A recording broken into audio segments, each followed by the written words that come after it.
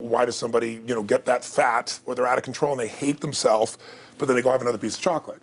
Or, why does the person who's the doctors just told them they have cancer, lung cancer, and they say you've got to stop smoking, and some studies show 70% of people keep on smoking. So you're not talking about a minor issue here, right? It's part of life.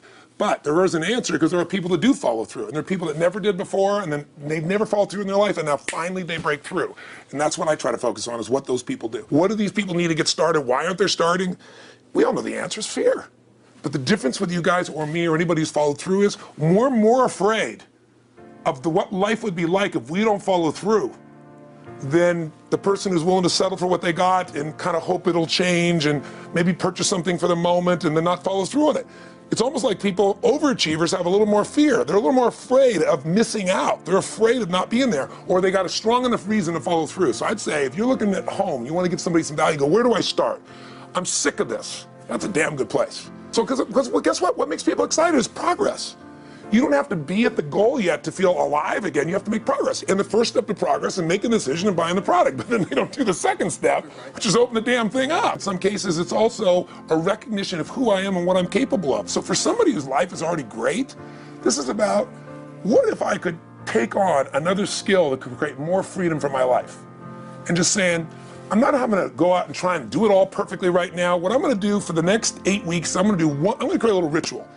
I'm going to do one thing a day to condition my mind, right, so that I get strong, so I follow through. I'm going to read something. I'm going to listen to something. I'm going to immerse myself. I'm going to go for an intense jog, or I'm going to go lift weights, but I'm going to do it consciously to get in a state where I'm going to follow through. That's number one, because people follow through when they're in state. Second, I'm going to get clear about why this is a must for me. It's not because my back's against the wall, but because I want to master an area of life that could create some freedom. I'm not going to master it overnight, but I got the system, I got the plan. I'm going to do one thing a day. I'm going to work on one subject a week. This week's going to be about figuring out what the right product or industry is. Next week's going to be basics of building traffic.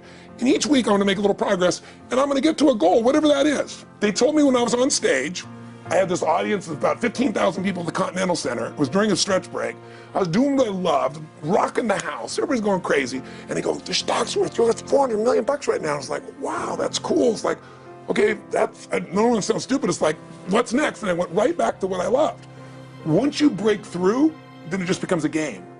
The people that are getting your products have not yet broken through in most cases.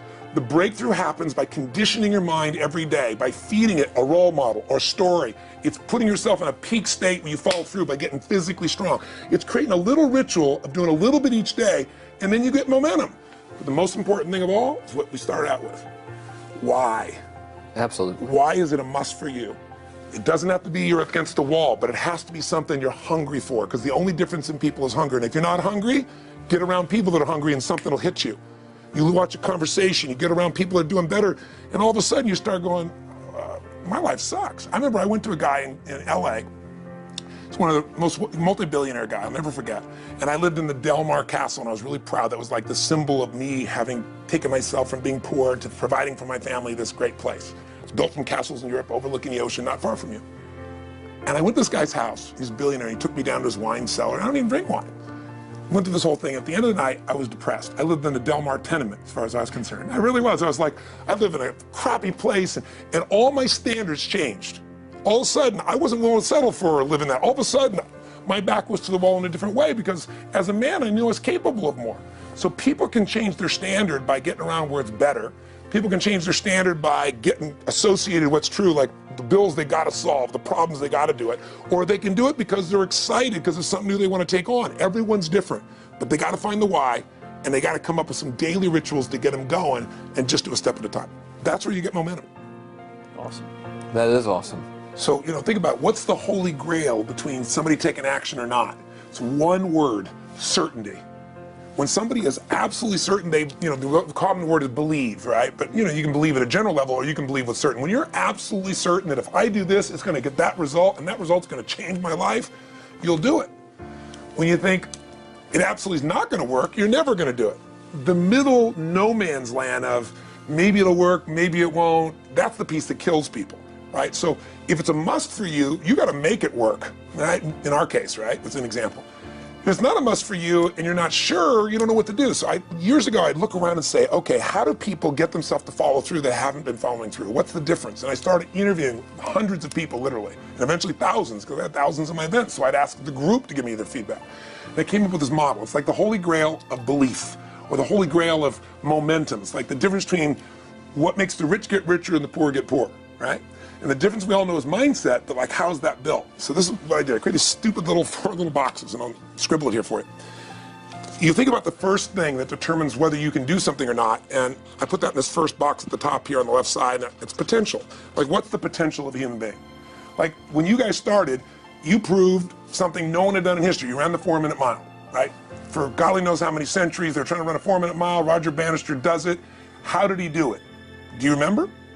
You did it in this industry, right? You made $1 million in a day. No one had ever done that in history, right? After you did it, a bunch of other guys are doing it because it became possible.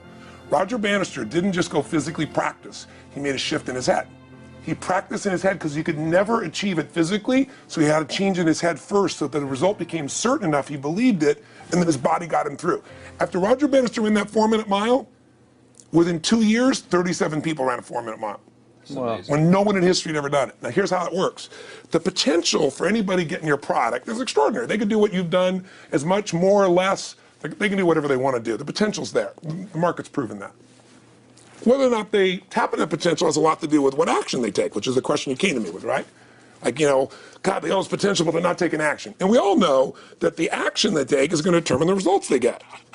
That's pretty obvious. So most people have a belief about what their real potential is no matter what you tell them. And that affects how much action they take. And of course that affects the result. And then ironically, that result reinforces their belief. And then that belief affects it. So I'll give you an example. Let's say a person has unlimited potential, we all agree. But they take little action, little results. Why? Because they have to start with a problem with their belief. They don't believe it's really going to happen for me. Maybe for Frank Kearns because he's got the cool hair and stuff, or maybe it's for you because you're so driven, but it's not me. Maybe Tony Robbins because he's a freak, got these big teeth. Whatever their thought process is, right? They got this thing, right? But what happens is, if you believe that there's very little potential, how much action are you going to take? Nothing. Nothing, little. And when you take little potential with a little action, what kind of results do you get? Lousy little results. And when you get little results, what does that do to your belief? You go, see, I told you this was a waste of time, told you this wouldn't work. And then what happens? You tap even less potential, you take even less action, you get even worse results, and your belief gets even weaker. And this sucker feeds on itself until you are in a downward spiral. It's poisonous. It's poisonous and it's self-fulfilling. Now, what if something could happen that could come along and fill you with a sense of absolute certainty? Not like I believe, but mean where you know. In you guys' case, mine as well, we knew because we had to. Because we burned the boats. There was no other option. We had to find a way. We weren't going to live that way. We all did it in different ways and for different reasons, but in essence, that was it. If you get yourself in a state of certainty that this is going to work, I'm going to find the way, and if this doesn't work, I will make the way, then you tap a lot more potential. And when you're certain in your potential, you take massive action. When you take massive action, you really believe in something, you get great results. When you get great results, your brain goes, see, I told you I was a stud. I told you this thing would work out. Now you're even stronger. You tap more potential, take greater action, greater results. That's how you went from $300 in a week to $2,500 in 5 days to $100,000 in a month to $1 million in a day. Same thing with you. And we get momentum. That's why the rich get richer and the poor get poorer. Now some people go out and they go, well, I'm going to take a bunch of action. All right, I'm going to open this product. I'm going to try it. And they'll say to you, I even did it. But it's like a salesman who goes and knocks on the door, and he knocks on 100 doors and says, you don't want one of these, do you? yeah, exactly right. You know? And even if he doesn't say it verbally, his face says it because he doesn't believe it's going to work. So his voice, his body, the execution is so weak. Maybe if he talks to 100 people, somebody's going to buy out of pity. They don't want his kids to starve, right? But he's not going to get the result. So the core difference in people is how do you produce certainty when the world isn't giving it to you? You go out and you try. In your case, you're 100,000 in debt, and nothing's working. How do you keep yourself going? The way you did it, the way I did it, the way you're doing it, we may not have done it consciously, is we didn't change our potential, that was there, and it wasn't even taking more action. Taking more action with a belief it's not going to work, it's not going to change anything. We got results in our head that made us feel certain as if it had already happened. Now here's the difference. The potential was there the first time, and you took action, and you got a result, but it was 50% less than what you did later on, and the only difference is they changed your belief. How did I change your belief?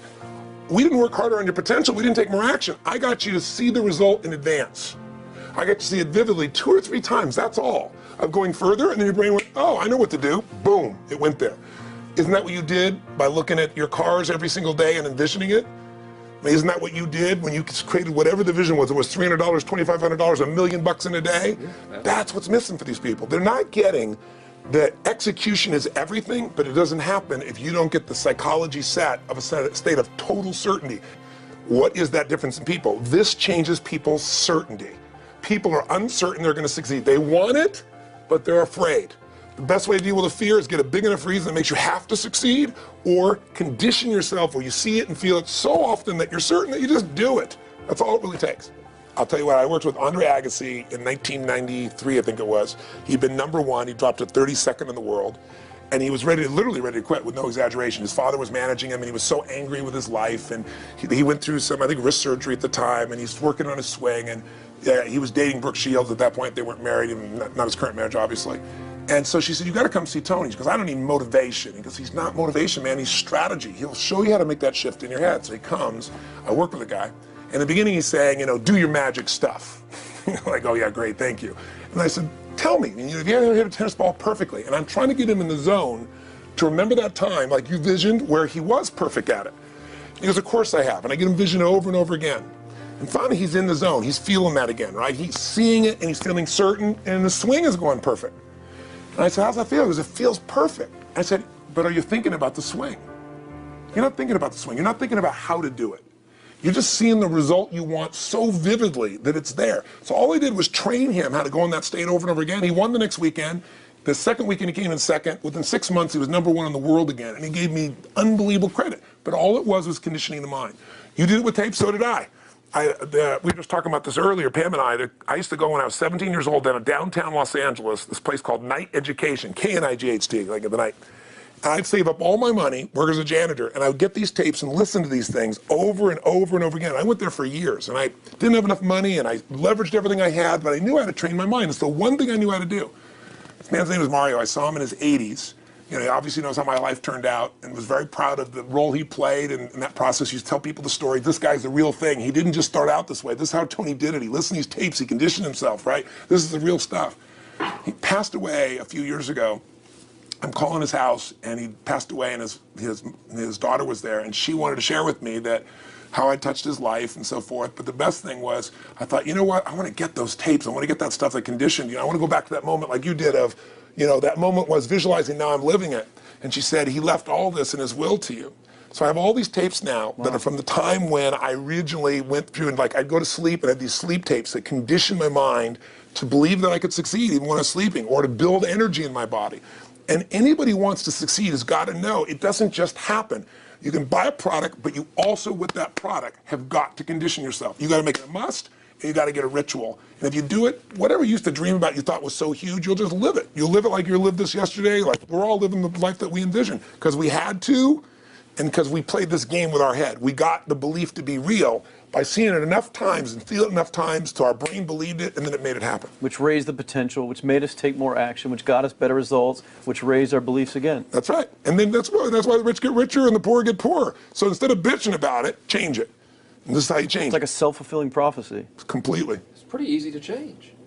Just that one simple exercise was amazing. I'm still like, holy crap, I wonder what else I can do now. But look what most people do. Most people do the opposite of that, right? They get the product, or they think about doing it, and what do they envision? It not working. That's right. The excuses. So they vision it not working. As soon as they envision it not working, they feel uncertain. As soon as they feel uncertain, how much potential they tap? Little, if anything. And so they send back your product, and they didn't listen to the damn thing, And guess what? What does that do, by the way? They make that as another lousy result in their life. I didn't even follow through on that, and they believe even less. This process is the holy grail. It's where the whole game changes, and anybody can do it, and they can do it in a few minutes, and if they do it a few minutes each day, then they get a different life. They do it a few minutes one time, their life changes for the day. We're defined by our rituals. Everybody's got rituals, certain things they do every day, and what we three have in common, and anybody that I know of who has a life that they're living that was once a vision, is we saw it again and again and again, even when it didn't work, even when you lost 100 grand, even when I'm working as a janitor, there was something we would not give up on. And if somebody watching wants to change their life, they got to decide what they won't give up on and then put themselves in the state of momentum by a couple little rituals. Okay, but here's the truth. When somebody says to me, in my business, even more, because a lot of people think I'm a motivator. I hate that term. That's never been what I've done. I do believe in energy and I'm passionate. You know, they see 10,000 people in a room rocking, they go, oh, he's motivating them. I believe in peak state. You get a top athlete, you get in a concert, and you get in state, right? The problem is, to defend themselves so they won't be disappointed again, they lower their expectations. So someone will say to me, well, I'm skeptical or I'm pessimistic. And my response to them is, no, man, you're gutless. It takes no guts to be skeptical. You don't have to have any capacity to be a critic. And now with the web, you don't even have to own that you're the one being the critic. You can burn somebody and, anonymously, right? I said, you know what? It takes guts to believe. And if you think something's going to do it for you without you putting your guts on the line, you might as well forget it right now.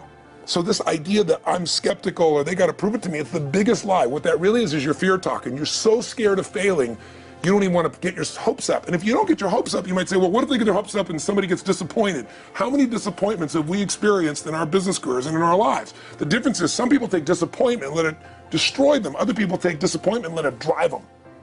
And you get to choose.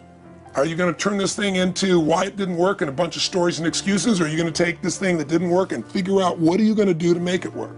And it may not happen the first time, the second time, the third time, but the people that are relentless find the way.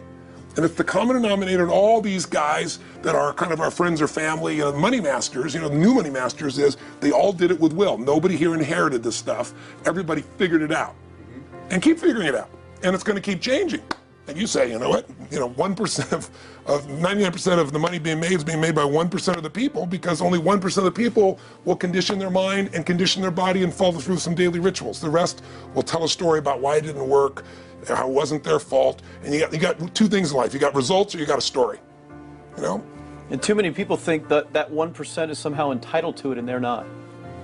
Which is, it's just all in the head. It's all in the their head. belief. It's all in the head. Which can be changed with some conditioning. Basic conditioning. You just proved it. Yeah, to us. That's fun. That's why I made Get the Edge and Personal Powers, because I understood that from the very beginning. Originally it was 30 days, and years later people would say, I've heard all the great results and everything else, man, but I don't have 30 days, and I'd be behind the glass, focus group, watching these people want to shake them, like, you don't have 30 days to change your life, I thought, okay, I'll make it 7 days, just one, because after 7 days you get momentum. I mean, think about it. When do people's lives change? In a moment. It doesn't change in 10 years. Your life may suck for 10 years, but there's one moment when your whole life changes, the moment you decided.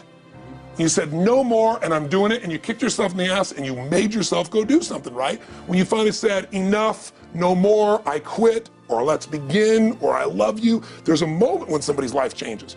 And that can be gotten in a couple of days. So people watching don't have to wait until they've mastered everything. They got to get started and do what's next, and just put themselves in a state where they start making some progress. There it is. I think that's the answer that can help solve that problem with a lot of people. They'll just pay attention to it and do it. The bottom line is, all three of us and some of the people that we consider as family that are part of this process, we've all done well. We don't need to do this stuff. We're able to do this stuff because underneath it all, people can see in your eyes, Frank, when you talk about $2,500 you made that day and the joy, right? Or you talking about not willing to settle, and just, I don't care what they say. They tell me I'm going to sit here and I should lower my expectations. I'm going to be driving my car in here and they're going to be delivering a video to me. There's something inside of every human being that will make it click.